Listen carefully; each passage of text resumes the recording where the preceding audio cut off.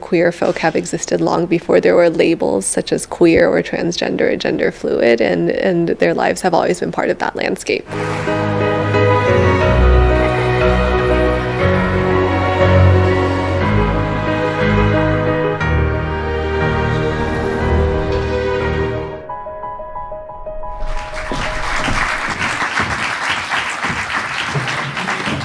I honestly don't know who I would be if I had not moved this many times in my life. It's not necessarily, and it was not always easy, and it's not necessarily a decision I would make for myself.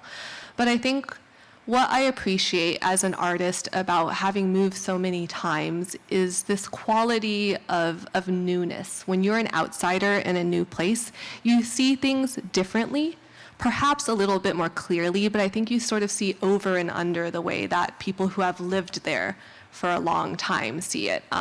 This is true if you move often. It's also true, I think, if you are a member of a marginalized population, whatever that means, right? Like if you're a woman living in a male-dominated misogynistic society, if you are Asian American living in a predominantly white society, you sort of see past the simplified myths of that culture that say this is the way things are. And that gives you this power of perspective. I didn't necessarily decide to. These characters just sort of came to me on their own, and that's the way it always works for me in my fiction. I think the thing I want to say is, I wasn't deliberately trying at the outset to write a Western, to write a queer characters. It was just that I think these kinds of characters have always existed in the historical record, in the Western, in the American West throughout history, and it's just a matter of sort of putting the spotlight on them again. I would say that in some senses I was not afraid of failure, because I think the myth of America and of the West that most people hold in their minds, like if I say the American West, almost everyone I'm sure is thinking sort of like John Wayne, cowboy boots, high noon, striding through this territory, riding a horse.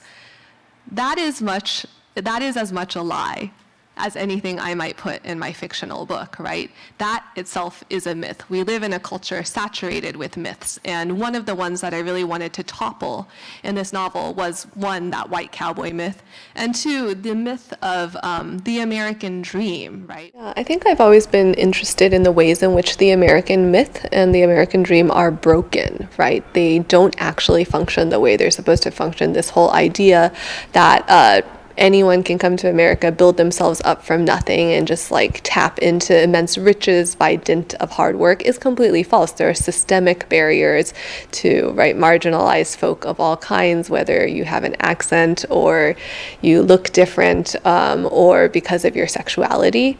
And so it was really important for me to take a look at this landscape of the Western, which is one permutation of the American dream, the go forth west, make your fortune, encounter the wildness and conquer it, and provide a different kind of reading, an alternate reading that's going to read true to people like me, people for whom the American dream has never worked.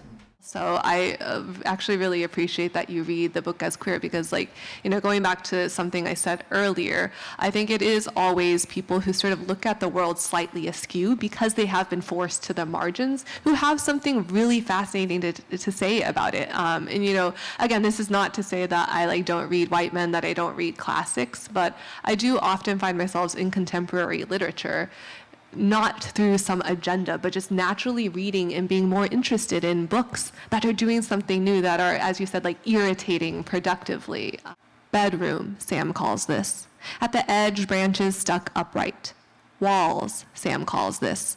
Over the branches, woven grass mats. Roof, Sam calls this. The center, Sam keeps empty till last.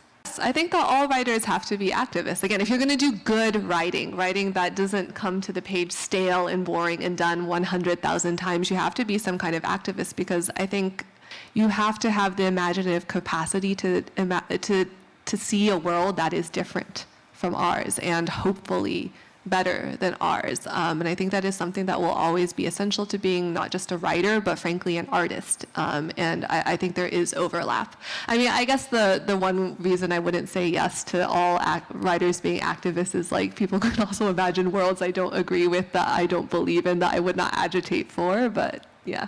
I don't have any expectations. I think one of the things about writing a book is setting it free and letting it live its own life in readers' minds. And to be honest, I don't really know what, somebody living in, I don't know, South Korea thinks about the American dream. And I only hope that they bring their own reading and experience to it. And, we can talk about the themes of this book in capital letters, but ultimately it is a book about the human experience and about this family. And I think anybody, anywhere can connect to that.